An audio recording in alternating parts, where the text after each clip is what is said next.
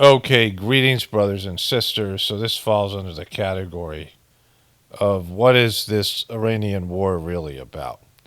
And I have two different stories, right? When you know that the official story is always BS, that they're always manipulating the truth and they're not disclosing everything or sometimes anything, and they're giving you superficial, clickbait type of material, headlines, whatever it is, these boiler points, not clickbait, but bumper sticker talking points and the rest of it.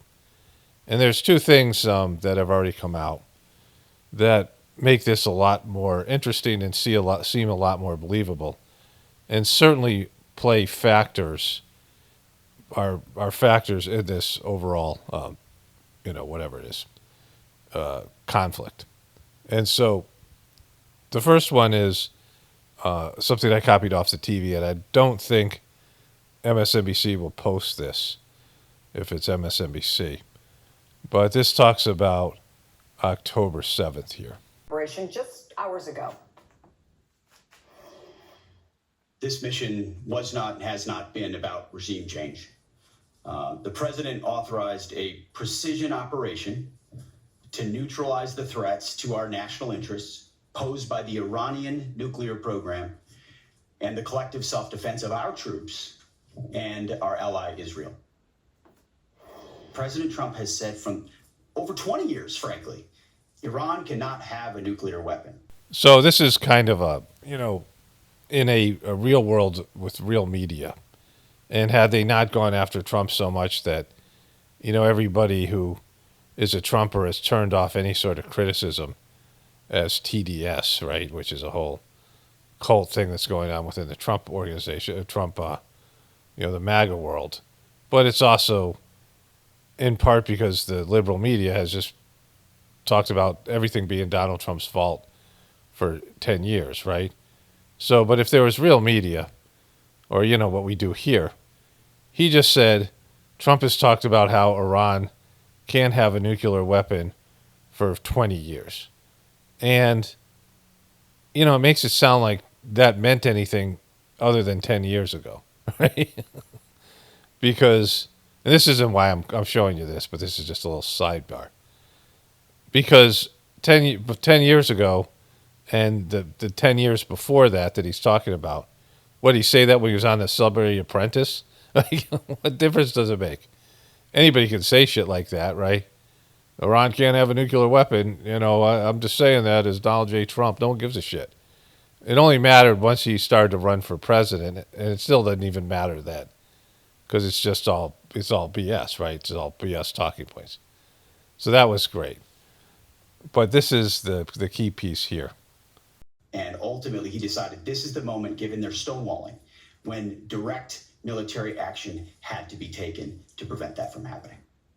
That presumably a reference to the damage that Israel has done. I really can't pronounce his name. Chris Jansing, something weird name. But look at how defensive she is. She's in a defensive posture after she was violated by Pete Hegseth's fucking his press conference. But do you think these strikes were taken under imminent nuclear threat? Was it a stonewalling in talks? What do you think precipitated this now, given that, and I think it's fair to say, virtually everyone agrees that a nuclear Iran is not a good idea? Yeah, oddly enough, I think people are missing what gave Israel the opportunity to attack now. The excuses that we're hearing, the rationale that we're hearing now, talks have failed. Bibi wants to recover his legacy. All sorts of different theories about why they needed to act. You could have heard 5 years ago. What made it possible now is sadly October 7th, because after. Wait, what was that? This guy just called straight up bullshit, right? So he is crediting October 7th. He said everything that they said today could be easily been said 5 years ago and even before that. We know this has been talked about by Israel since 1984. And so this is, a constant. thing that Israel wants and therefore America wants. But this guy's blaming it or saying that he's not saying that it's because of October 7th. It's saying that they were able to do it because of October 7th, that they're not attacking Iran because of October 7th. And that's a huge point here. He's saying all this other stuff is just bullshit. This is why they did it now. So listen to this here. Missing what gave Israel the opportunity to attack now. The excuses that we're hearing, the rationale that we're hearing now, talks have failed. Bibi wants to recover his legacy. All sorts of different theories about why they needed to act. You could have heard 5 years ago. What made it possible now is sadly October 7th, because after October 7th, the Israelis were able to completely degrade the missile systems of Hezbollah, Hamas, the Houthis. Those missiles that, if fired, could have got through with volume any air defense systems that the Israelis had. By dismantling that missile threat, that ring of fire that had been holding them hostage for years, Israel had a once-in-a-generation opportunity to attack. It has really little to do with why they needed to attack. They'd had that rationale for 25 years. But a once-in-a-generation window, the destruction of the major deterrence factor against Israel, those missiles in such quantity that could blot out the sky, as the Persians said at Thermopylae, was gone. And that gave them the opportunity to attack without a suicidal response by Hezbollah, which would have caused tens of thousands of casualties in Israel.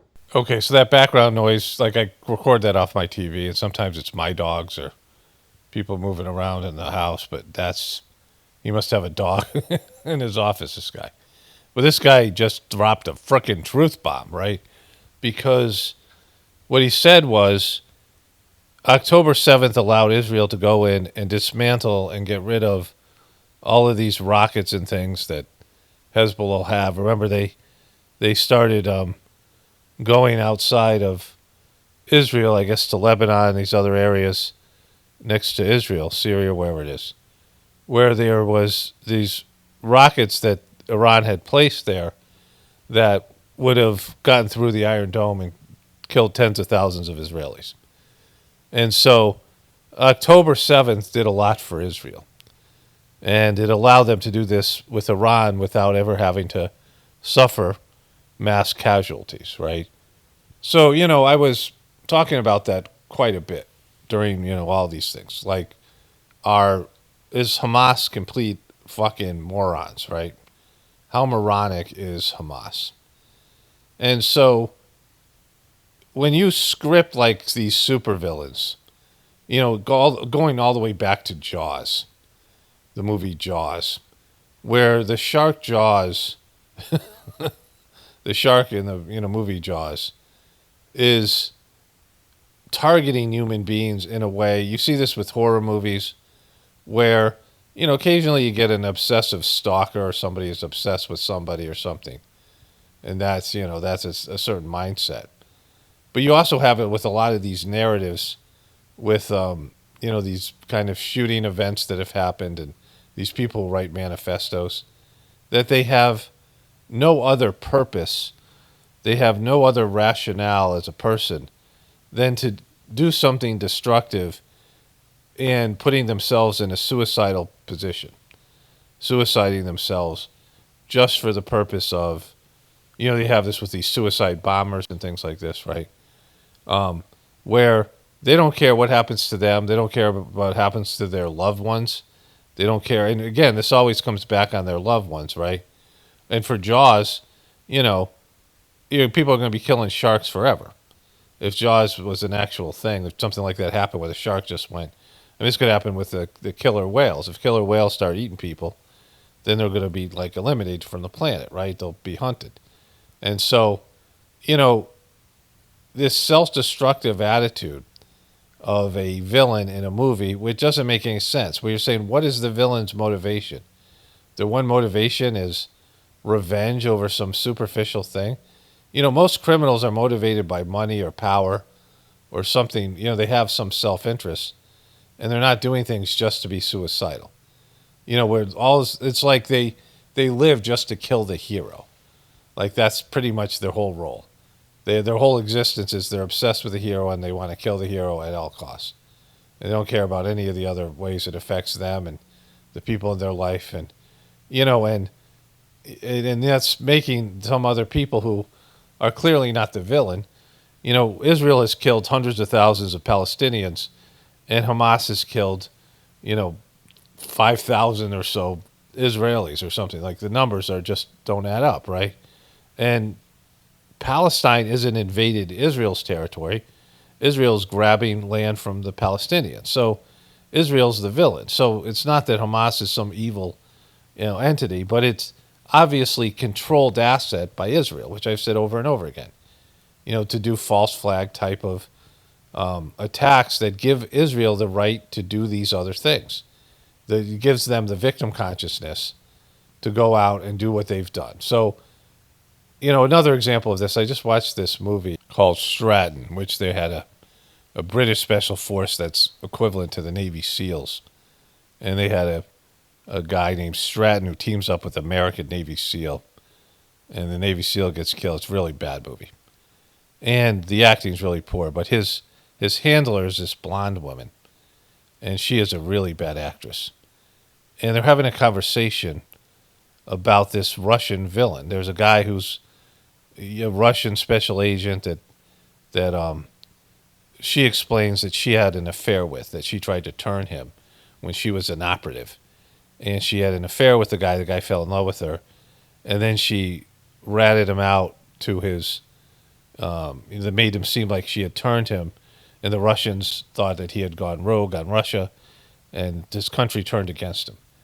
Because of that, the guy is trying to dose all of London with a biological weapon because of her betraying him. Like that's, and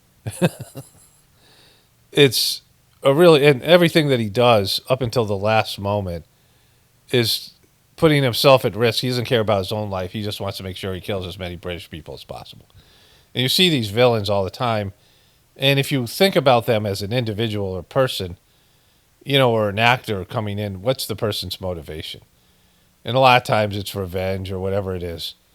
But, there's no sense of them being a complete person. Like just, very seldom do you see a person act like that or a group of people act like that, where they're just, their sole purpose is to kill, in this case, death to America, death to Israel. That's Hamas's only thing. And they don't care how many Palestinians get killed or how their actions actually fall into exactly what Israel wants to do. So we know Israel wants the Palestinian lands. Nobody can dispute that. They've been invading and building illegal settlements on Palestinian territory. They've set up an open-air prison. And that's gone on in the West Bank. And you can see the ever-shrinking area of Palestine. We know that's a fact. Like, that's just there. Everyone fucking knows it. Like, it's nobody can deny that. And Hamas, everything they've done has helped Israel take over Palestine.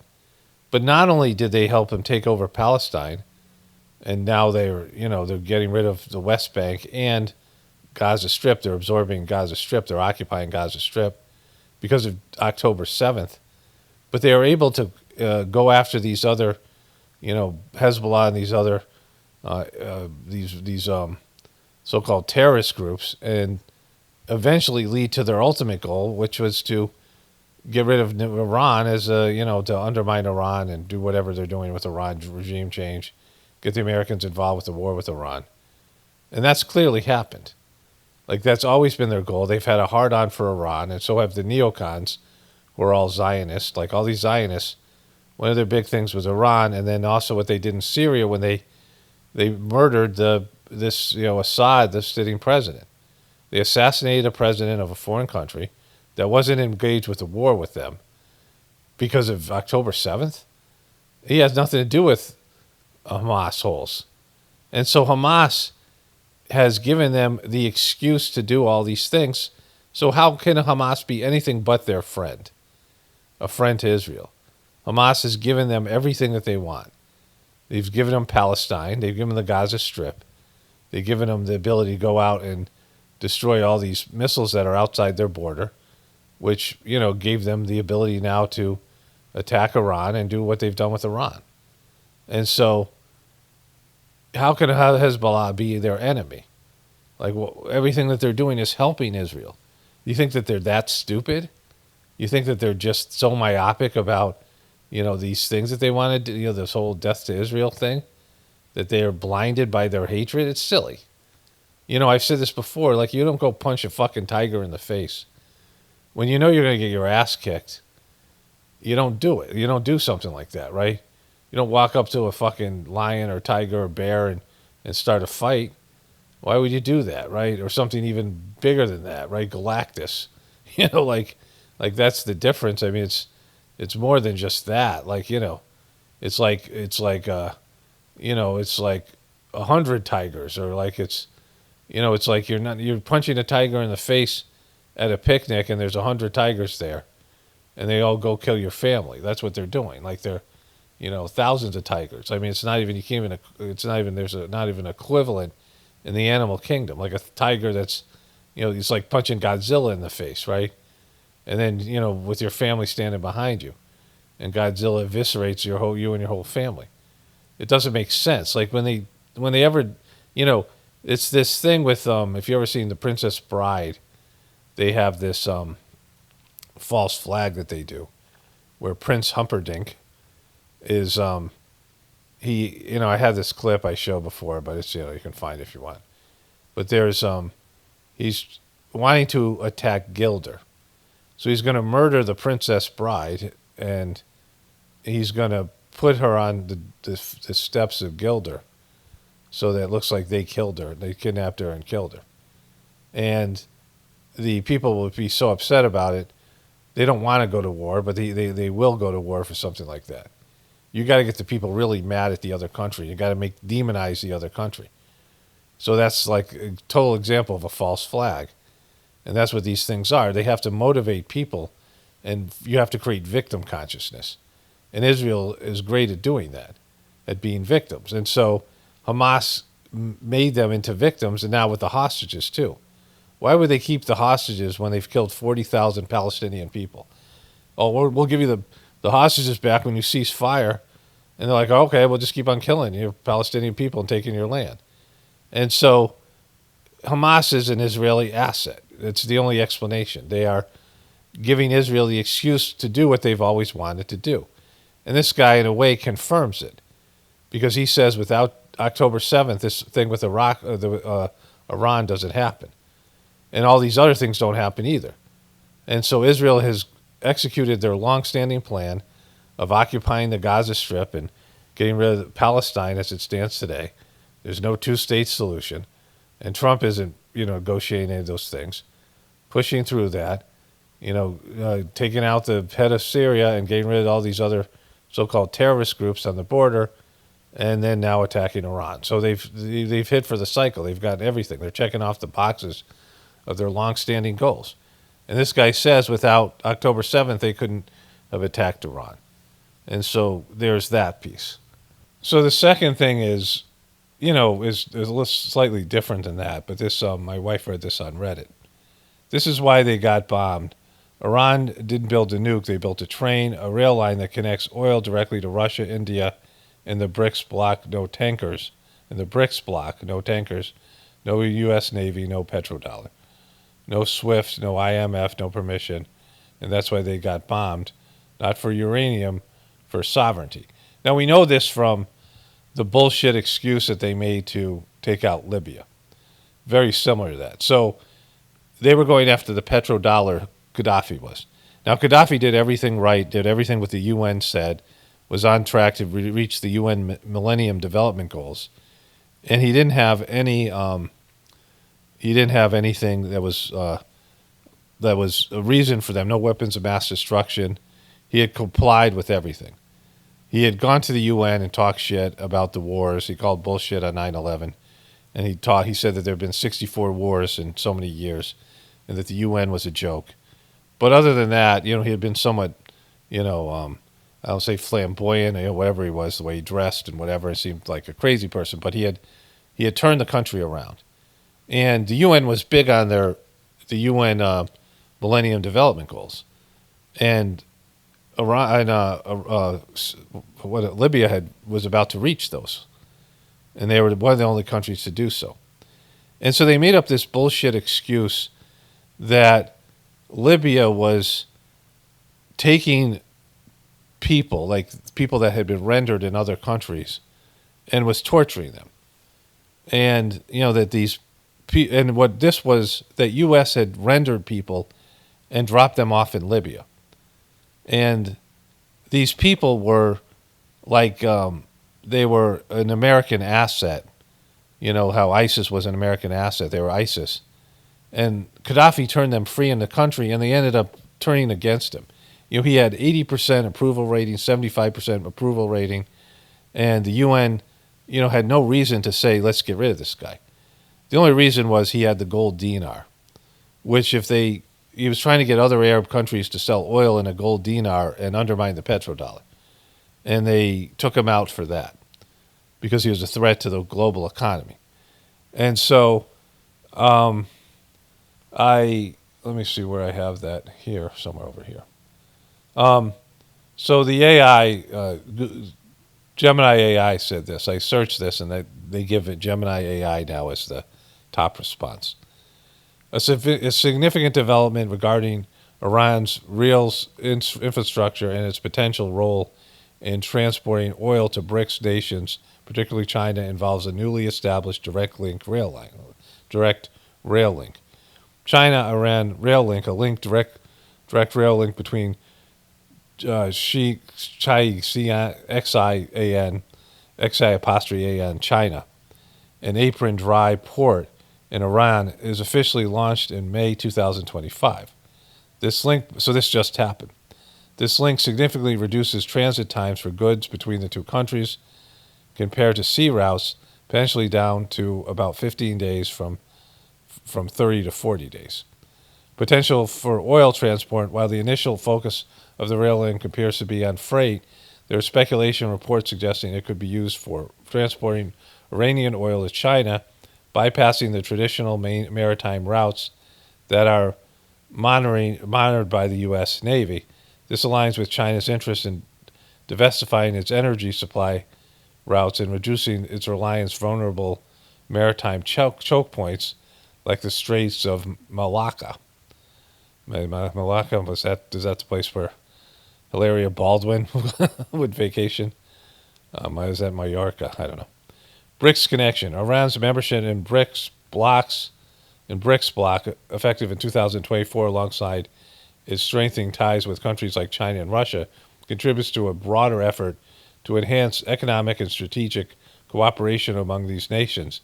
This rail link is seen as a key component of this growing network, potentially facilitating trade within the BRICS framework, including the transport of goods like oil. And so, impact and context. The new rail corridor is part of the Chinese Belt and Road Initiative and the International North Sea Transport Corridor, both of which aim to improve connectivity and reduce trade costs across Eurasia.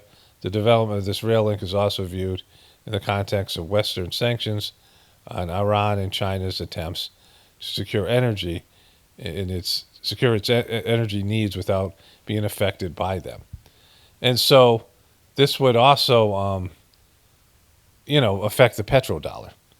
And so these BRICS is these countries that are left out of all of these, these trade deals that have to do with these Western European countries and America and these other things, like the G7, the G8, all these kind of things. And so the BRICS is like they're forming their own coalition of anti-Western monies, which undermines the petrodollar in itself. And it has the enemies of America, Russia and China and Iran and all these other countries working together. And this, anything that undermines the petrodollar is a real issue. I mean, they destroyed a whole country and a leader and did a regime change in Libya just because of that. Because the petrodollar would bring the demise of the petrodollar would bring down certainly the United States and the global Western economy. And so I just asked, did Israel's bomb did Israel bomb Iran's new rail line to China? And here are some of the headlines. This is from South China Morning Post. Israeli strikes one more challenge for new China-Iran rail line. The 5.6 billion China-Iran lifeline railway halted after Israel bombing. Israeli attack on Iran affects China's oil supply. Role of new Iran-China rail line in changing global order. That was from June 1st, before all these things happened. And so it clearly is affecting this. They're halting it, and if they haven't destroyed it. And they did the same thing with Gaddafi. They destroyed things, and they took all his gold and all these things. So this is a part of this whole thing. There's no doubt that this is at least a part of it, because this would, this would stop them from sanctions on China and Iran, where one of the things could be oil. Preventing China from getting oil. China needs American energy. This is, the energy that is sold by the petrodollar. If China could bypass that, and these other countries like India will also be able to get oil from, they're a part of this, BRICS thing. And so the BRICS country would have their own oil, the Iranian oil, and the sanctions on Iran wouldn't be as significant because of all that. And that would also link Iran to two nuclear powers in China and Israel, and also Russia if they give Russia oil as well. Of course, Russia has oil, but this is and they already have a link with Russia. And so you see that there's a blockade now of people. Although India and China don't get along, India has a relationship with Russia. And so if they were getting Iranian oil, that would change things as well. There's a relationship between India and Iran, and they're much closer countries than America is and Europe is, right? And so there is a lot of pressure by these countries to get rid of the stuff that's going on with Europeans and American dominance. There's a lot of animosity there. Russia has animosity to the European countries, and certainly America. And China has animosity for all of Europe, and they have, these countries don't like Israel and their role in it, and these a lot of these Muslim countries as well, and there's this anti-Western feeling, right, death to America feeling in these various countries, and so they're not loving what America is doing here, and they might not react initially, but there has got to be a plan. Like China has a long time plan since the British invaded China by getting everyone addicted to opium by stealing Indian gold. Like India had like a large portion of the world's gold, and all these wonderful spices and things. India was a much more developed country, and had you think about British food before, like they had like 3 spices. They fucking had this bland ass food, all these things that they got from India. India was considered the crown jewel of the British Empire because of all of its wonderful things it had. It had, now it's a pit, but back then, post the British invasion, it's fallen on hard times. But India was this, brilliant place with all these wonderful advances in technology and things like this. And they stole the gold from India and then turned it into, they used it to get the Chinese military addicted to opium, and then they invaded. And China never forgot that shit. They're still pissed about that. Like, they still want revenge for that. And they consider America an extension of the British Empire, which it is. And so this is part of China's whole deal. And so these countries are clearly out to take America down. And, even if it isn't that, rise up to the top spot. Like you have teams that are dynasties, and other teams, want to take that team down, right? That's just naturally how things go. And so So that's part of the whole.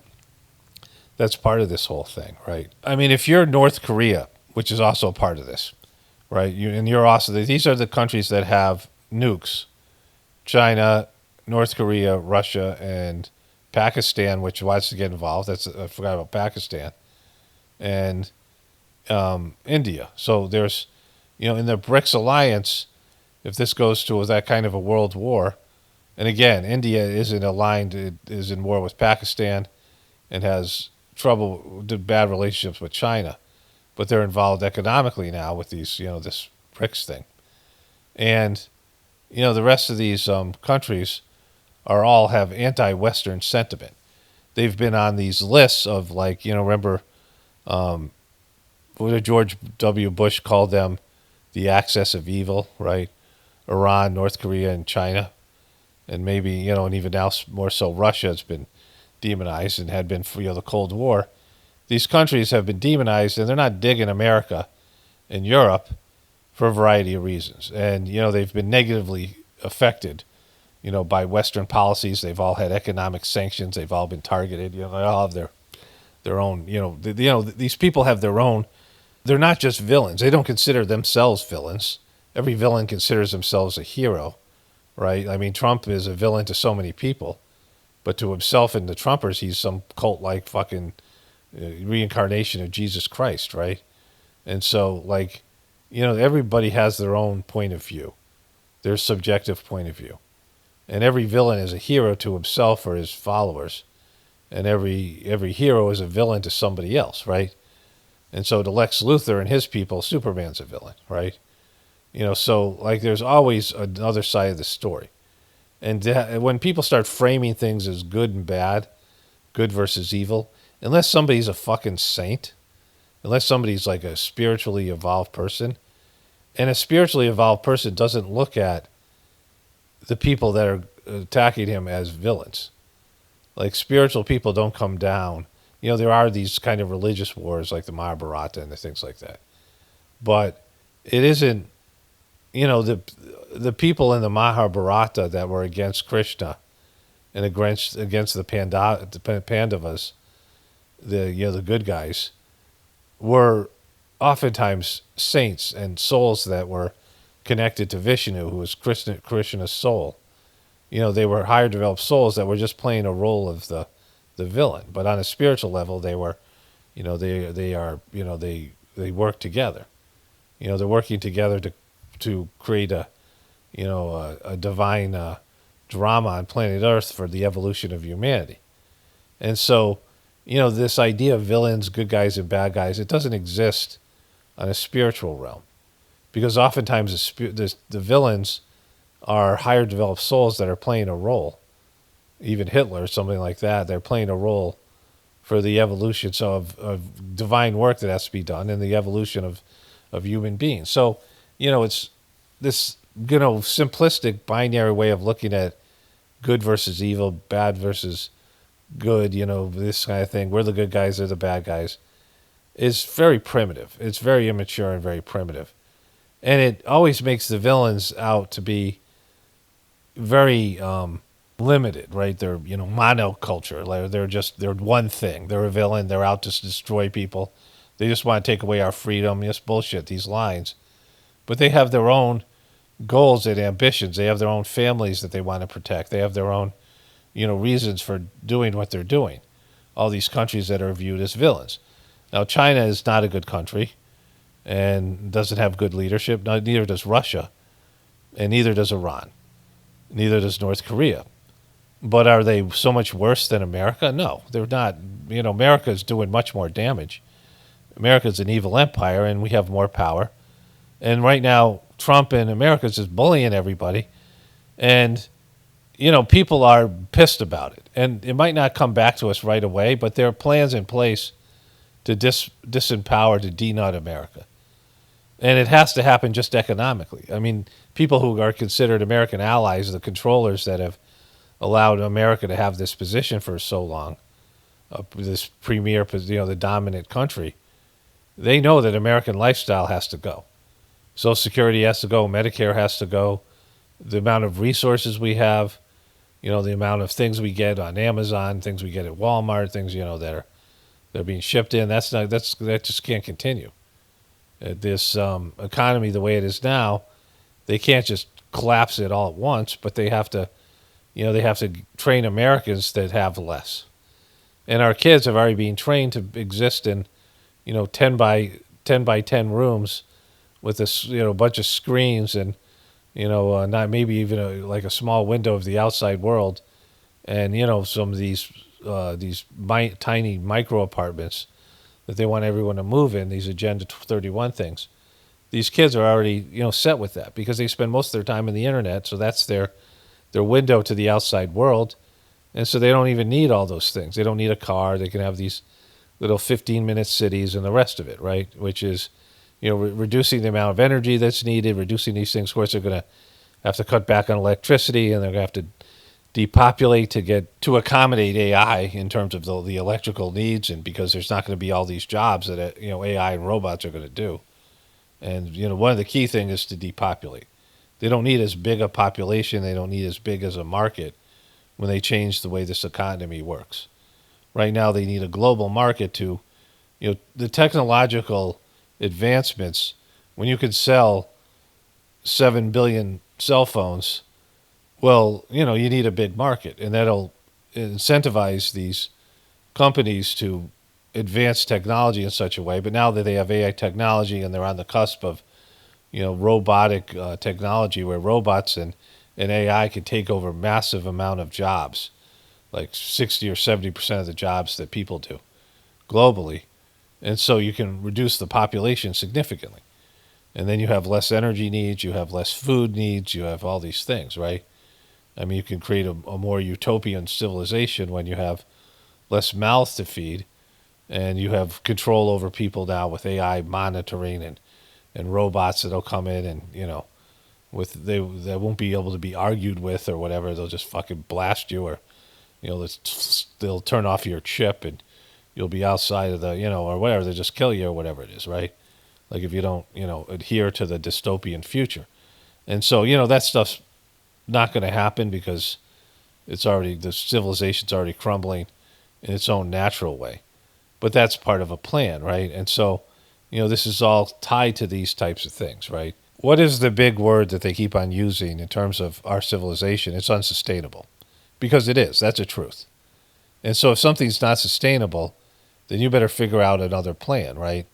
And which they've been working on. When did they start using the word unsustainable? I asked ChatGTP, and back in the late 80s, they were already using the word unsustainable in various capacities. So if something's unsustainable, you don't think they have a plan? So of course they have a plan. So if they have a plan, why aren't they telling you about it, right? If there's unsustainability, and that's across all of these, the energy industry, the economy, in terms of healthcare, in terms of the monetary system, like all these things are unsustainable, and they've talked about being unsustainable. You can see it's unsustainable, an unsustainable amount of debt, right? Global debt and American debt. And so they have to have a plan for it. But if they're not telling you about the plan, if you're left out of the plan, that means that you're not part of the future, right? If they're not telling you about, hey, this is what we're going to do in the future, they're not planning on you being part of it, right? And so they can't tell you what they're doing, and depopulation's got to be part of it. And regardless of what anybody says, it has to be, because they've basically said it in not so many words. And so, I had a argument with AI, and eventually the AI totally agreed with me that depopulation was going to probably have to be necessary. But it had been programmed not to agree with that, especially at first. And it's agreed with me, AI Gemini, when I was, back when I was talking about these things with that. Now, of course, I use both AI Gemini and ChatGPT, and they both have similar answers to such things, right? They have their program answers, but they kind of concede little bits of truth as you if you press them on it. And so, that's the situation. And so, regardless of any of these things, there is there's a finality to what we're doing now. Like, people are just going in the wrong fucking direction. We can all see it. I talk about spirituality and connecting to the divinity within you being the only solution, because we need better people. People have to get better. People have to become saint-like. If you have a society full of saints, they don't do shit like this. They have better ethics. They have better morals. They have the ability for moderation, and they're selfless. Like a saint is somebody who sacrifices themselves for God and the betterment of other people. And so there's like if you think about the great saints of the past, higher developed souls, people who have achieved spiritual connection to the divinity within them. They can behave in a way that if everyone was on that level, you would see the world be transformed. That's why I always say only spirituality will save this world. So part of that's a teaching from the Sage-Mark system because of this, that the transformation has to be internal. What we have inside has to change. We have to be stripped of our greed and our jealousy, our envy, and our hatred and our negativity. We have to work to clean those things out personally and embrace our higher nature. People display a higher nature, a more loving nature, a more spiritual nature, but it's something that human beings just flirt with from time to time. And their egos and their lower nature, our egos and our lower nature dominate our existence. And so eventually that ends in a self-destructive type of situation we have now. All right, let's get into some of the other stuff here. Okay, we got news. It's certainly not breaking by the time you see it. It says breaking here. It's now 4 o'clock on Monday. Let's let her rip here because it's just, it's when you hear what happened here, it's so fucking silly. Let me bring in MSNBC military analyst, retired Colonel Jack Jacobs. Jack, this was the question. What would Iran consider to retaliate for the massive attack that was launched by and unprecedented attack launched by the U.S.? Unprecedented and massive. Yeah, we're getting this from Iranian state TV, but we have 3 new pieces of information that I want to get your reaction to. One is this attack. The second is that sirens are sounding not just at that base, but in Bahrain and Kuwait as well. And you have the president, defense secretary, and other key members of the administration in the Situation Room. Well, the report was that there were half a dozen missiles, and we don't know how accurate that is. But clearly, if you wanted an off-ramp, to use the old trite expression, and you were Iran, you'd fire a bunch of missiles and be done with it, and hope that that was going to be the end of it. But it doesn't seem like that's the case. One report was that they were headed towards the our air base in Qatar, where, by the way, we have 10,000 troops, or thereabouts. Forward position of U.S. Central Command, 10,000 troops. Correct. A likely target. But if sirens are also being heard in Bahrain and Kuwait, we have naval forces stretch all across the Middle East. Okay, so he's making this sound more dire than it is. Let's go to basically an hour later. I waited to start covering this to see, what really happened, right? Or at least what they're going to tell us happened.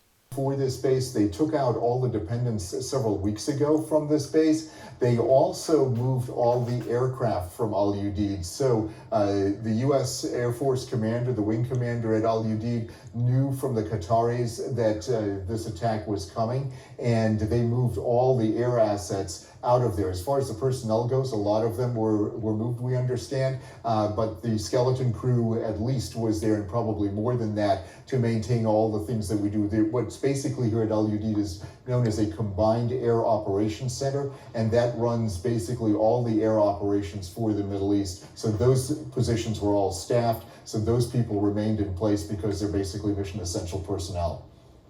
So there you can see, it says missiles fired from Iran toward U.S. base in Qatar intercepted. And so what happened there is what that guy was saying, the end of it. The Qataris were told by Iranians that this attack was coming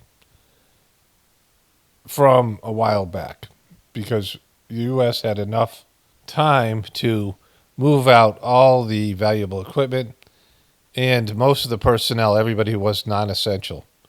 People who were, it's basically aircraft control people there. So everyone but those people were removed, right?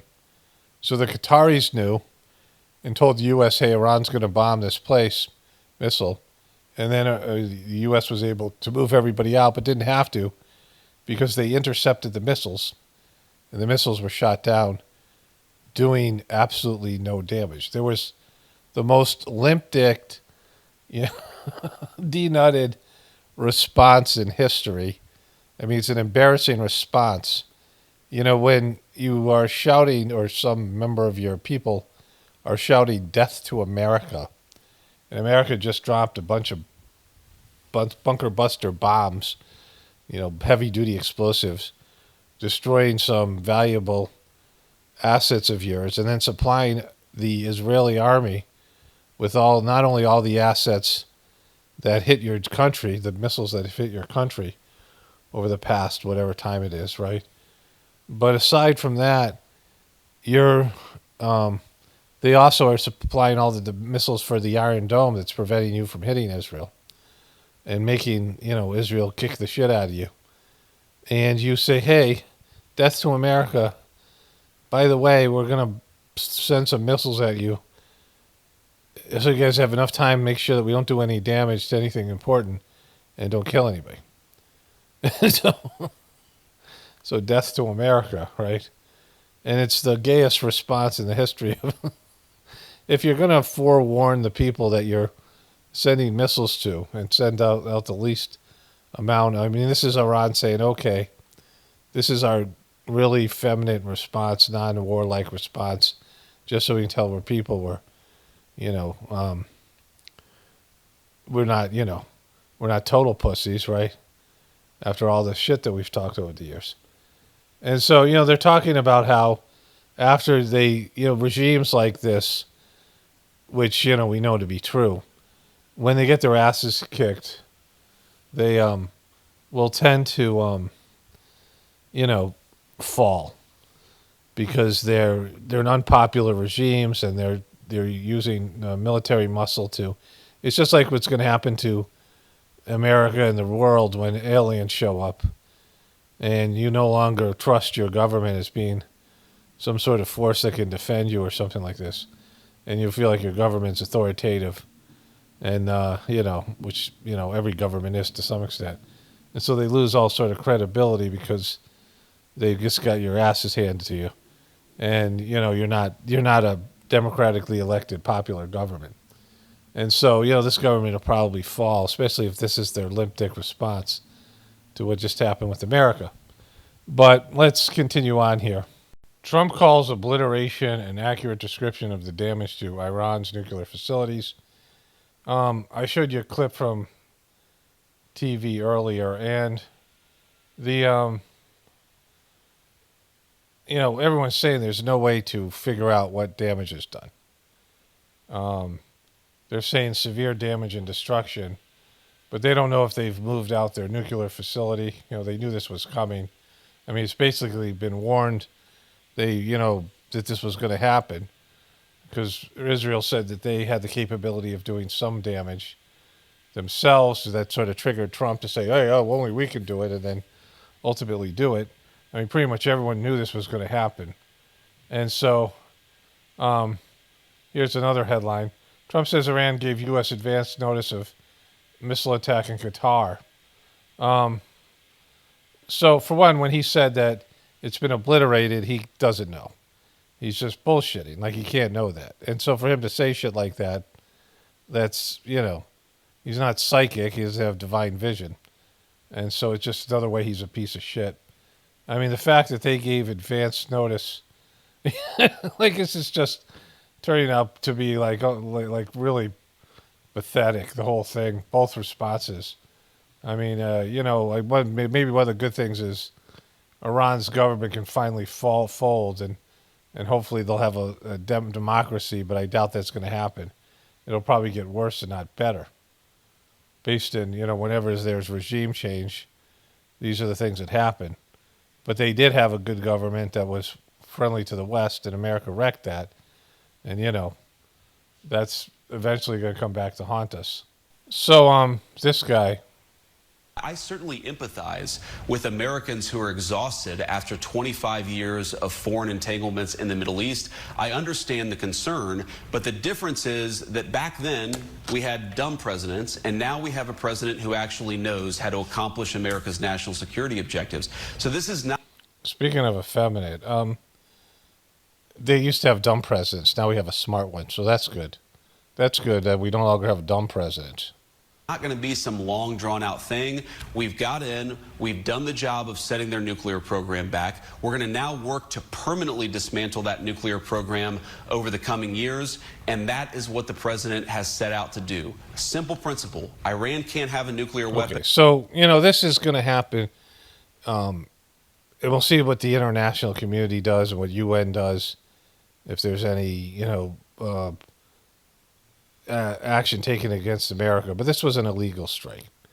It was an illegal strike because none of what they were doing constitutes them making a nuclear bomb, regardless of what Israel says and regardless of what America said. It was a nuclear facility, but they weren't making a bomb. They perhaps could make a bomb, and they were making material that could be used in a bomb, but it wasn't making a bomb. So it was a nuclear site, which is against the rules. You can't just go bomb people's nuclear power plants because you want to. There's nothing that Iran's done to act aggressively towards Israel or America. You could say that they're acting as proxies, but they had nothing to do with that bullshit attack, that false flag attack that Israel did on October 7th that, was allowed Israel to do all this other bullshit, right? And so so that's part of it. There's just, this is illegal. It's against international law. And, him saying that, like, we've had dumb presidents, but now we have a smart one. This could easily turn into, if Iran went and did actual damage and didn't warn us ahead of time, because it shows you that they just don't want a war. Like, no matter what everyone's saying, that they're aggressive and they're a bully, they don't want war. They want to talk tough, but they certainly don't want to tangle with America and probably Israel because of the alliance they have.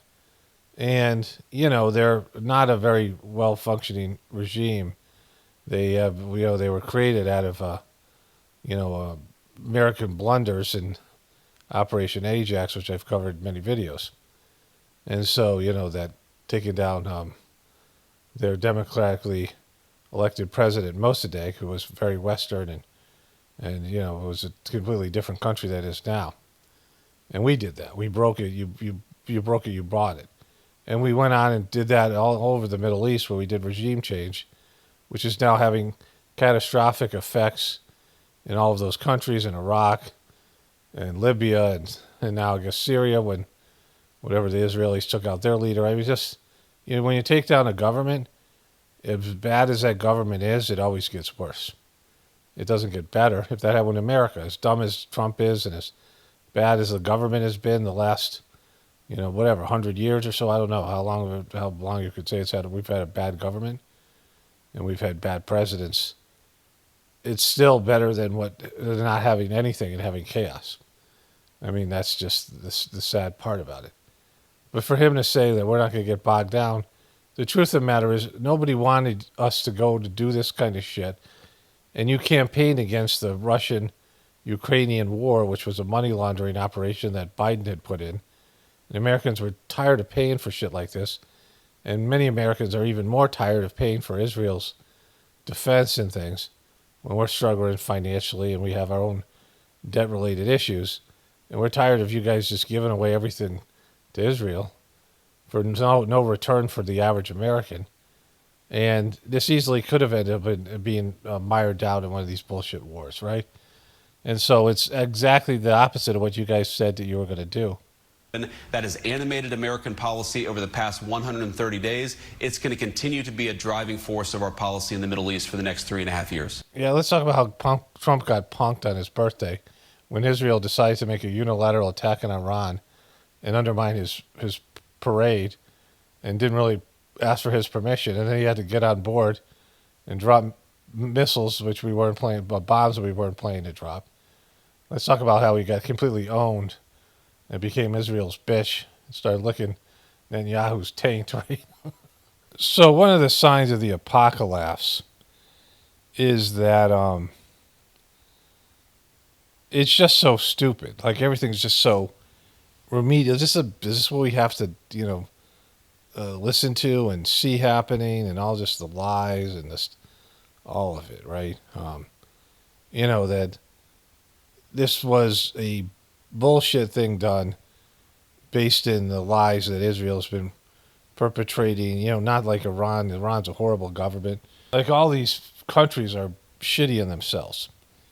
Like what Russia is a government, China is a government, and America is a government, all the European governments and all the stuff that they're doing, all the bullshit they're doing, and the lies that they feed the masses, and the illusionary economy, and people, getting this technology, and it damages them personally and psychologically, and whether it's be the internet or the cell phones or now AI and all these things, and not really being mature enough to handle it, and how it's affecting everyday people, and Wi-Fi and all the shit that's out there that affects our subtle bodies and us spiritually, and just, but all the lies and the bullshit that they do, creating 5G and 4G.